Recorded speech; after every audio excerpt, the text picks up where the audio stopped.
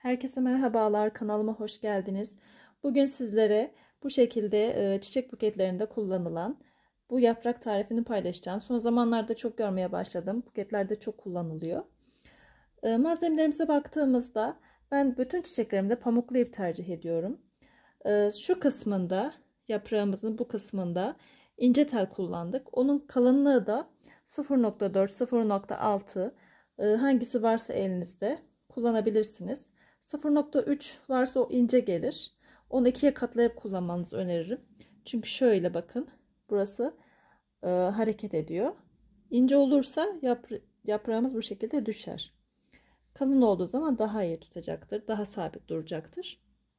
Sap kısmı için ben bu yaprakta bu şekilde elektrik kablosu kullandım.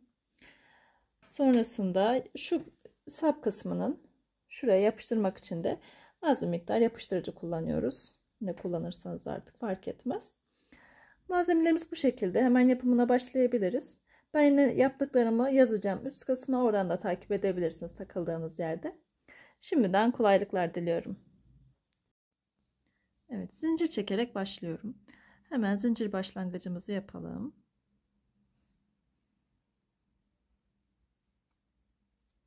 Evet. Şimdi 30 tane zincir çekiyoruz. 1 2 3 4 5 6 7 8 9 10 11 12 13 14 15 16 17 18 19 20 21 22 23 24 25 26 27 28 29 ve 30. Bakın bu şekilde zincirlerimizi çektik. Şimdi hemen telimi alıyorum. Şu şekilde hemen ben önceden ayarlamıştım. Şöyle buradan keseceğim. Onu da şöyle göstereyim. Bakın şöyle bir miktar uzunluk bırakıyorum.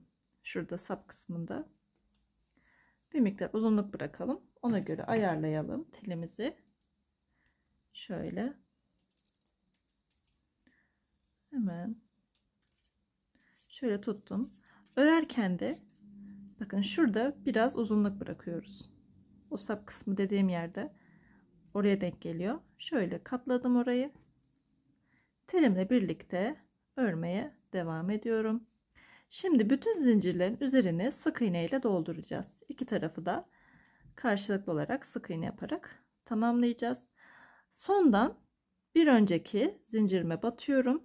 30 tane çekmiştik, yani 29. zincir olmuş oluyor. Hemen şöyle battım. Telimle birlikte sık iğnemi yapıyorum. Yan tarafa geçiyorum. Bu şekilde bütün zincirlerin üzerlerine birer tane sık iğne yaparak devam ediyorum. Bakın. 29 tane sık iğne yapıyoruz. Şu uç noktaya gelene kadar 29 tane sık iğnemizi yapalım.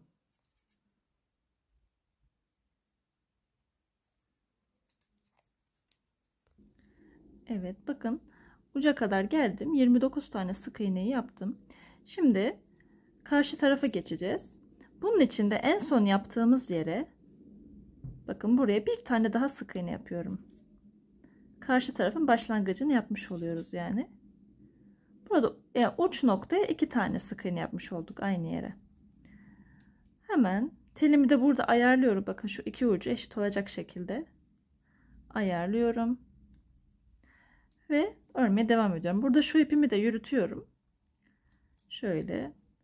Bakın hemen şurada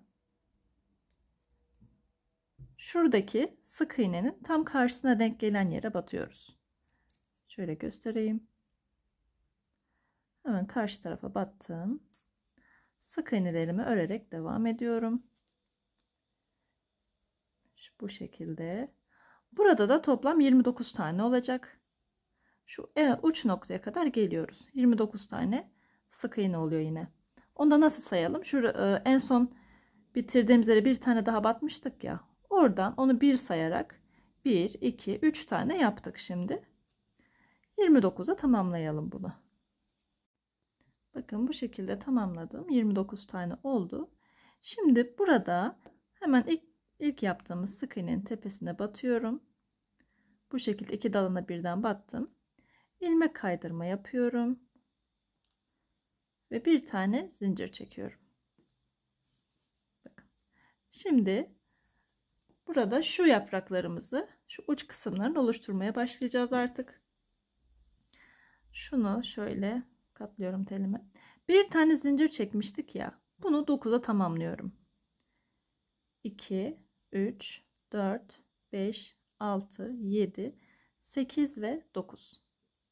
9 tane zincirimiz oldu. Burada bu zincirlerin üzerlerine teker teker dolduracağız. Nasıl dolduracağız? İlmek kaydırma yaparak. Hemen son yaptığım zincirin bir yanına batıyorum ve ilmek kaydırma yapıyorum. Bakın. Yan tarafa batıyorum, ilmek kaydırma. Bütün zincirlerin üzerlerine ilmek kaydırma yaparak tamamlıyorum. 2 tane ilmek kaydırma yaptım. Toplam 8 tane ilmek kaydırma yapacağız burada. 2 oldu. 3, 4, 5, 6, 7 ve 8. Bakın bu şekilde tamamladım. Şimdi bir yandaki sık iğneme batıyorum. İlmek kaydırma yapıyorum. Bir yana bir tane daha batıyorum. Yine ilmek kaydırma yapıyorum. 2 tane ilmek kaydırma yapmış olduk yani. Şimdi yine 9 tane zincir çekiyorum. 1, 2, 3, 4, 5, 6, 7, 8 ve 9. Bu şekilde buradaki gibi buradaki zincirlerin üzerlerini de teker teker ilmek kaydırma yaparak dolduruyorum. Yani 8 tane ilmek kaydırma yapıyorum.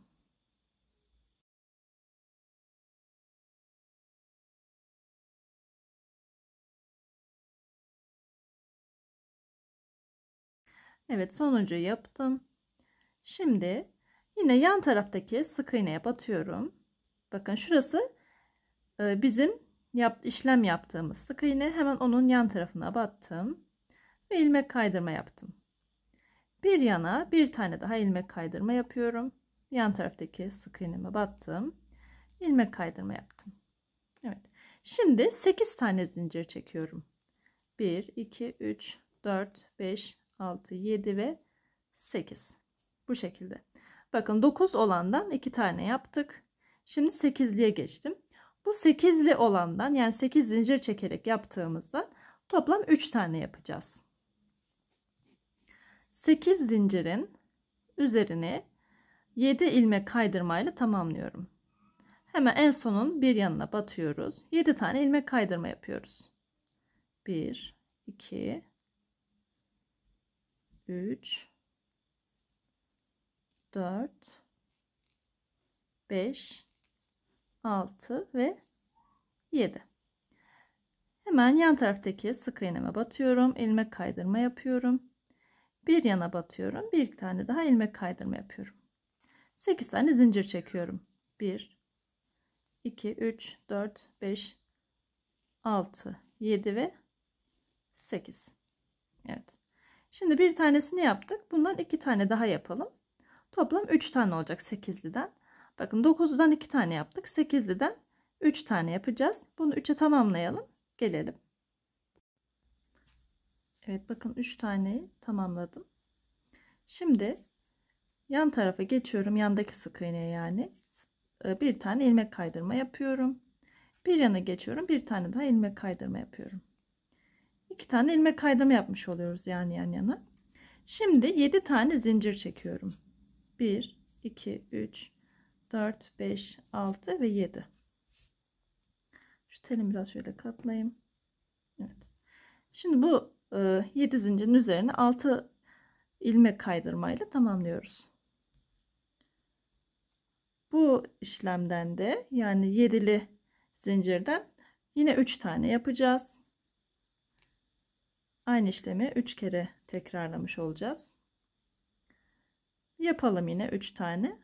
7 zincir üzerine 6 ilmek kaydırmayla tamamlıyoruz. Bunu yine 3'e tamamlayıp gelelim.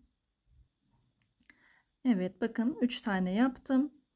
Şimdi 2 tane de ilmek kaydırma yaptım yine. Şimdi 6 tane zincir çekiyoruz. 1, 2, 3, 4, 5 ve 6. 6 zincirin üzerine 5 tane ilmek kaydırma yapıyorum. Bu işlemi de 2 kere tekrarlıyoruz. Yani 2 tane altılı zincir çekip tamamlayıp gelelim. Evet, bakın altılıları da yaptım. Şimdi burada bir sayalım kaç tane oldu. 1, 2, 3, 4, 5, 6, 7, 8, 9, 10 tane olmuş. Toplam altılı olanları bitirdik. Şimdi 5 zincir çekeceğiz. Öncesinde 2 tane ilmek kaydırma yapıyorum. 1, yan tarafa ikinci. 5 tane zincir çekiyorum şimdi. 1, 2, 3, 4 ve 5. Bunun da üzerine 4 ilmek kaydırmayla tamamlıyorum. Bu işlemden de yine 2 tane yapacağız. 2 tane yapıp gelelim. Yine bir tane daha yapalım, yani aynısında. Yapıp gelelim. Evet, toplam 12 tane oldu. Şimdi yine 2 tane ilmek kaydırma yapıyorum. 1, yan tarafa 2. Şimdi 4 tane zincir çekiyoruz. 1, 2, 3 ve 4. 3 tane ilmek kaydırmayla dolduruyorum. Bu işlemi de 2 kere tekrarlamış olacağız. 2 ve 3. 2 tane, 1 ilmek kaydırma yapıyorum. 2. Yine 4 tane zincir. 2, 3, 4. 3 tane ilmek kaydırma. 1, 2 ve 3. Bakın bu şekilde. Şimdi yine 2 tane ilmek kaydırma yapıyorum ve uç noktaya geliyorum. 1 ve 2. Bakın uç noktaya kadar geldim. Buraya kadar kaç tane olmuş bir sayalım yine. 1, 2, 3, 4, 5, 6, 7, 8, 9, 10, 11, 12, 13 ve 14 tane olmuş. Uç noktamıza geldik. Burada 3 tane zincir çekiyorum. 1, 2 ve 3. Dönüyorum. 2 tane ilmek kaydırma yapıyorum. 1, yan tarafa 2. 2 tane yaptık. Yine aynı işlemleri tekrarlayarak devam ediyoruz. Yan tarafa bir tane ilmek kaydırma, bir yana bir tane daha ilmek kaydırma. Bakın bu şekilde. Bu kısmı bitirmiş olduk. Uç kısmını da yaptık. Aynı işlemleri karşı tarafta da uygulayarak devam edeceğiz. Bakın bu şekilde 14 tane oldu. Bununla birlikte uç kısmına birlikte 15 tane yapmış olduk. Şimdi karşı tarafa da geçelim şöyle. Oradan aynılarını uygulayarak devam ediyoruz. Şimdi 4 tane zincir çekiyorum. 1, 2, 3 ve 4. Dönüyorum. 3 tane ilmek kaydırmayla dolduruyorum üzerlerine. 1, 2 ve 3. Bir tane ilmek kaydırma, bir yana bir tane daha ilmek kaydırma. Evet, bu şekilde bakın. Tam karşısına denk gelmiş oluyor. Hepsi karşılıklı olacak şekilde oluyor. Bakın şöyle. Bir tane daha dörtlü yapıyoruz. 1, 2, 3 ve 4. 3 tane ilmek kaydırmayla tamamlıyorum. 1, 2 ve 3. Yan tarafa geçip bir tane ilmek kaydırma yapıyorum. Yan tarafa bir tane daha. 2 tane yapmış oluyoruz yani. Şimdi beşliye geçiyoruz. 5 zincir çekeceğiz yani. 1, 2, 3, 4 ve 5. Bakın bu şekilde. Burada azaltarak, zincir sayılarımızı azaltarak ilerliyorduk. Diğer kısımda da artırarak ilerleyeceğiz. Dörtlü yaptık 2 tane. Şimdi 2 tane beşli yapacağız. 2 tane beşlimizi yapıp gelelim. Evet, beşliyi tamamladım. Şimdi 2 tane ilmek kaydırma yapıyorum. 1, yan tarafa ikinci. Şimdi altılara geçtik artık. 2 tane altılı uygulayacağım. 6 tane zincir çekiyorum. 1, 2, 3, 4, 5 ve 6. Üzerine 5 tane ilmek kaydırmayla dolduruyorum. Ve bu işlemi 2 kere tekrarlıyorum. İkisini de yapıp gelelim yine. Altılıyı tamamladım. Bakın altılıları. Şu uç kısımdan sonrasını sayıyorum. 1, 2, 3, 4, 5 ve 6 tane oldu. Şimdi yine 2 tane ilmek kaydırma yapıyorum. Yan tarafa geçtim. 1, yan tarafa 2. Şimdi 7 tane zincir çekiyorum. 1, 2, 3, 4, 5, 6 ve 7. 7 tane zincirin üzerine 6 tane ilmek kaydırmayla tamamlayacağım. Bu 7'liden 3 tane yapacağız. Yan yana 3 tane tamamlayıp gelelim. Evet, bakın 7'leri de tamamladım. Şimdi kaç tane olmuş yine sayalım. 1, 2, 3, 4, 5, 6, 7, 8, 9 tane oldu. 2 tane ilmek kaydırmayı da yaptım yan yana. Şimdi 8 zincire geçiyoruz. 1, 2, 3, 4, 5, 6, 7 ve 8. Bunun üzerine 7 tane ilmek kaydırmayla tamamlıyorum. 8'li olandan da 3 tane yapacağız. 7'den 3 tane yapmıştık ya bu şekilde. 8'den de 3 tane yapalım. Bakın tam karşılıklı denk geliyorlar. Bakın şöyle. Tam karşı karşıya denk geliyorlar. Bundan da yine 3 tane yapalım. Evet, tamamladım. Yine sayalım bakalım. 1, 2, 3, 4, 5, 6, 7, 8, 9, 10, 11, 12 tane olmuş. 2 tane ilmek kaydırma yapıyorum. 1, yan tarafa 2. Şimdi 9'lulara geçiyoruz artık. Sonuncuları yapacağız. 9 tane zincir çekelim. 3, 4, 5, 6, 7, 8 ve 9. 8 tane ilmek kaydırmayla tamamlıyorum üzerine. Bundan da 2 tane yapıyoruz. Son 2 tane kaldı zaten. Bunu da tamamlayıp buluşalım sıra sonunda yine. Evet, tamamladım. Son 2 tane ilmek kaydırmam kaldı. Onları da yapacağım. 1. Sonuncuyu da hemen şuraya batıyorum ve 2. Bir tane zincir çekip ipimi kesiyorum. İpimi de şöyle, telimi düzelteyim bir. Telimizi saracak uzunlukta keselim. Kısa kesmeyelim yani. Şöyle düzenleyelim telimizi. Şöyle. Evet. Yine bu tarafı da sayalım bir. Şu uç kısımda.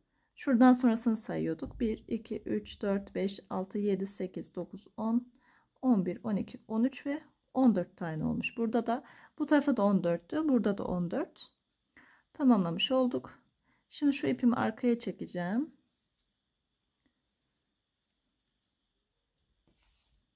Şöyle tam telin orta noktasından çekiyorum.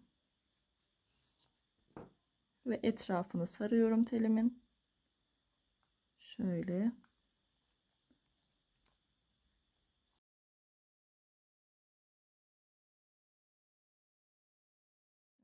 Şu uç noktaya kadar geliyorum. Ve telimi şöyle iki telin ortasından geçiriyorum. Şöyle kıvırıp telim oraya ipimi oraya sabitlemiş oluyorum ve fazlalığını da keselim. Evet. Şöyle elimize düzeltelim. Bakın bu şekilde.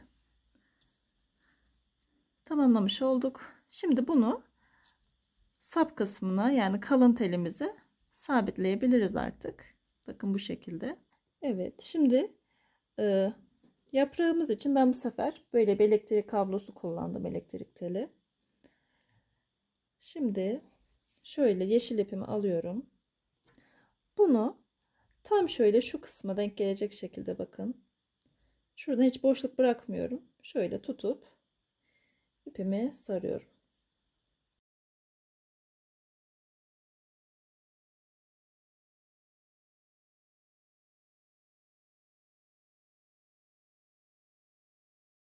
Evet, artık şu en uca kadar sarıp oraya bir miktar yapıştırıcımdan sürüyorum ve yaprağımızı bitirmiş oluyoruz. Evet, bakın bu şekilde tamamladık yaprağımızı. Yapanların ellerine sağlık diyorum. Beni izlediğiniz için teşekkürler. Kanalıma abone olmayı da lütfen unutmayın. Bir sonraki videoda görüşmek üzere. Hoşça kalın.